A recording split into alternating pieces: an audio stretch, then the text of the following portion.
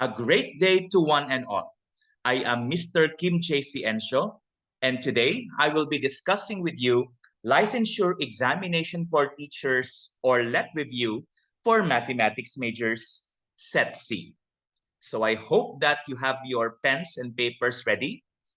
Feel free to pause the video from time to time and try solving the problems. And if you are ready, resume playing the video and see if you got the correct answer. So we will be discussing another set of 50 items, and I hope that you are ready. For the directions, write the letter of the correct answer before the number. If the correct answer is not found among the choices, write E. Ready? Number 1.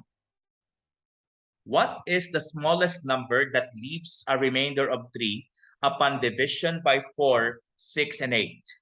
Is it 24, 27, 28, or 30? So to do this problem, you have a common remainder, which is 3. And if you have that, all you have to do is find the least common multiple of your divisors, which are 4, 6, and 8. So what is the LCM of 4, 6, and 8? It is 24.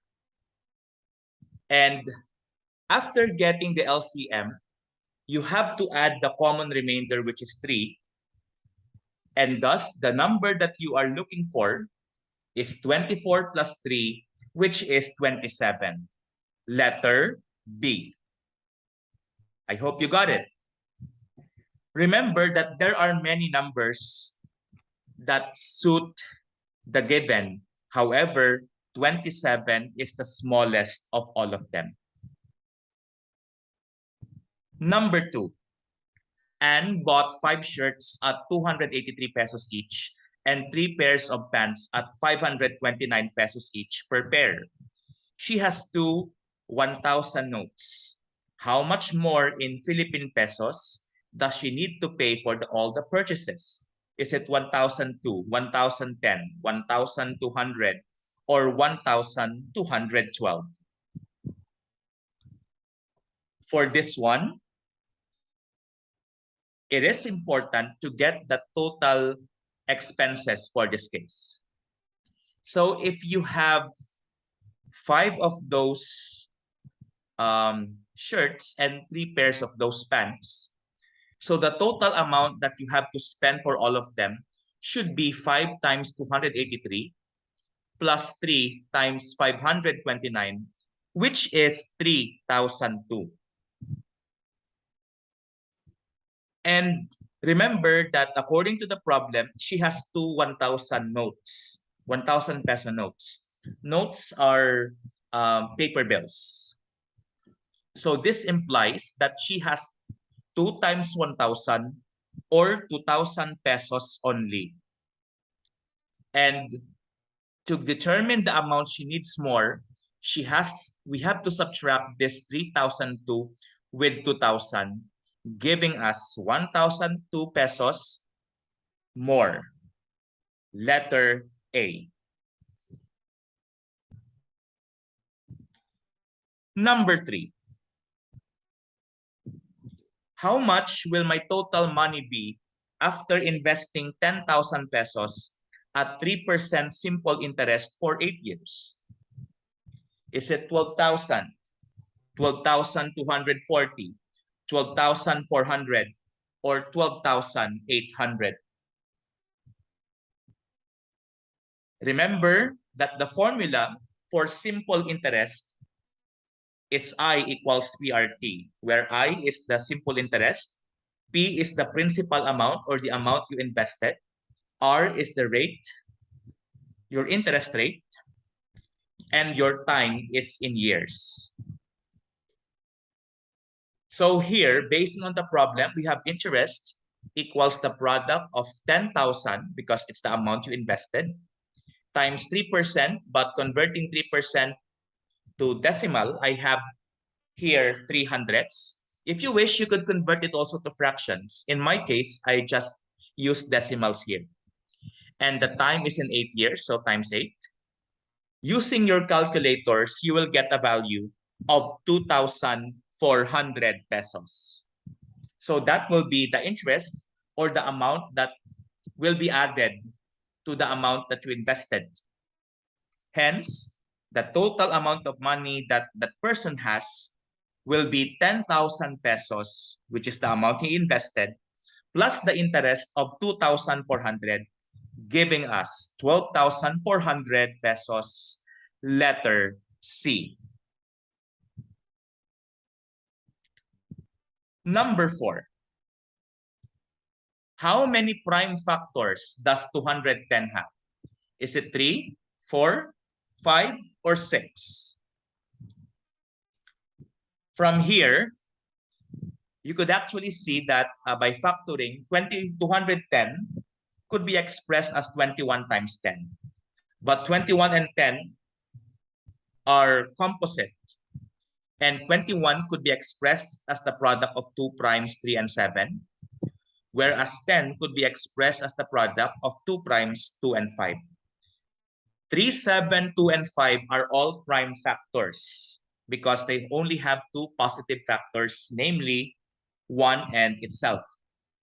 Hence, you could see that there are 4 factors here. There are 4 prime factors, letter B. Number 5. How many positive factors does 420 have? Is it 12, 16, 20, or 24?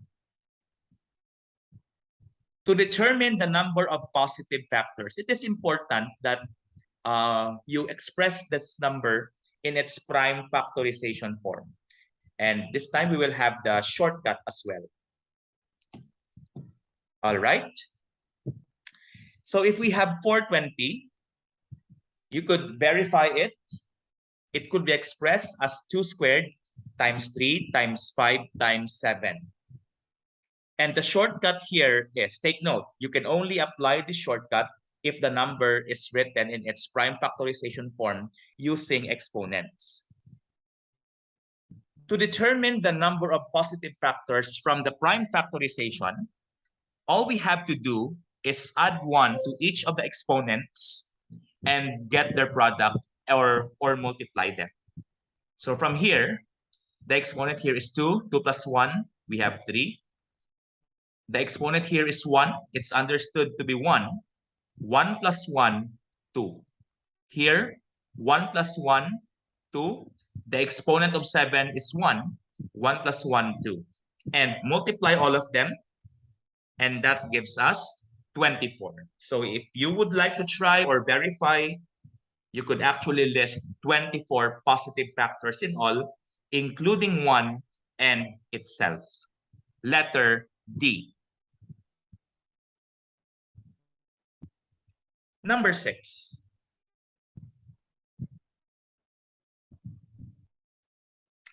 Simplify 2x squared y cubed, the cube of that, multiplied by the square of the quantity 3xy to the 4th.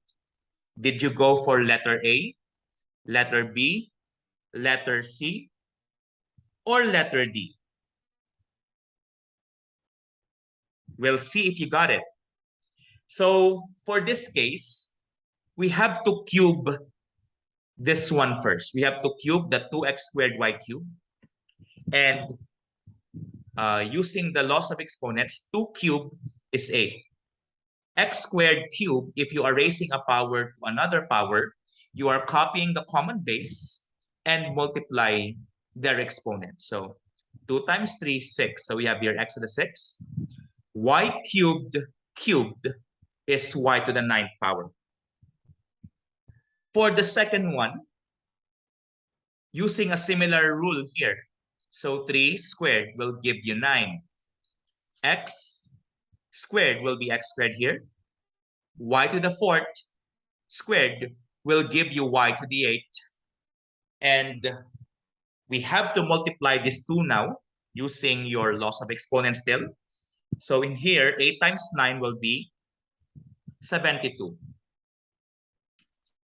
If you have x to the 6 times x squared, if you multiply two expressions having the same base, you copy the common base and add their exponents.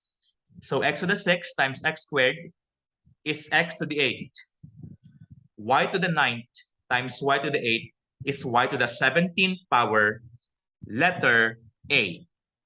72x to the 8th, y to the 17th. Number 7. Two numbers have a sum of 14. Twice the larger number added by thrice the smaller number is 31. Find the larger of the two numbers. Is it 11, 10, 9, or 8? So this one involves, you could approach this using one variable or two variables, depending on you.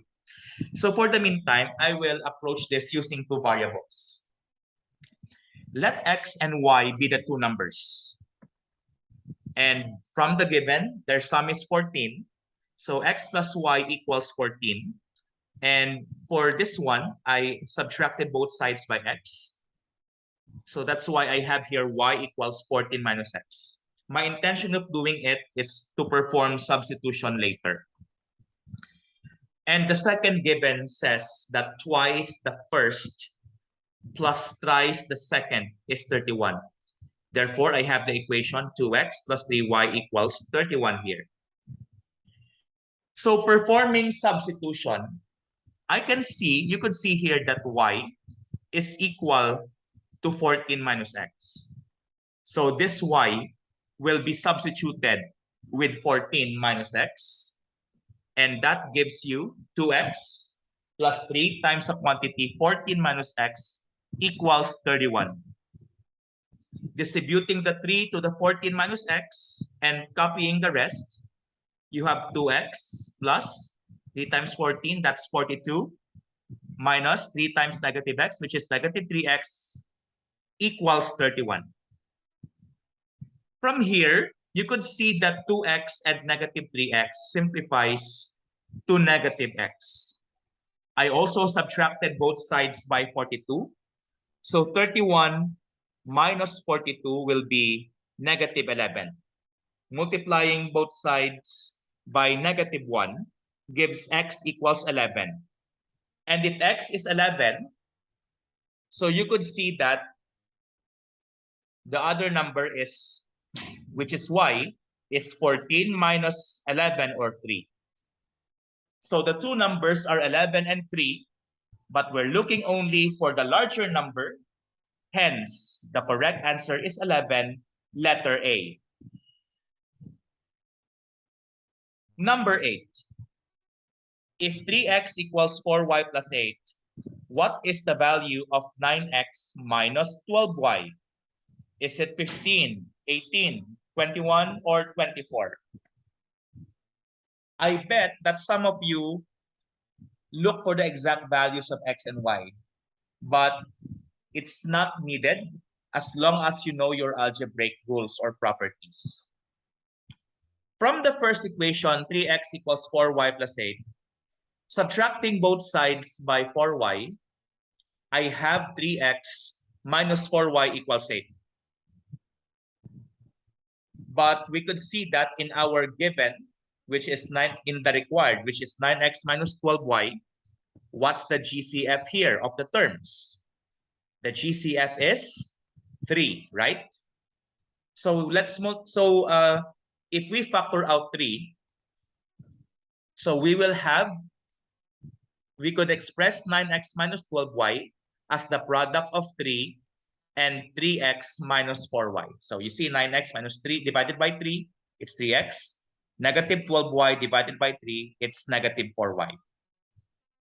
And here comes the special trick. You could see that what's inside the parentheses, which is 3x minus 4y, is equal to 8 here. By substitution, that becomes 3 times 8 or 24, letter D. Number 9. A truck can reach his destination in 8 hours if it is traveling at 90 kilometers per hour. How long in hours can it reach the same destination if it is traveling at 120 kilometers per hour? Did you go for 6, 7, 9, or 10? What do you think? Let's see. If you have D equals RT, remember D equals RT, that's the formula for distance. Distance equals rate times time. Rate is also the other term for speed in this case. And from the first given, if it's traveling at 90 kph as your rate and your 8 hours as your time, then distance is equal to 90 times 8 or 720 kilometers.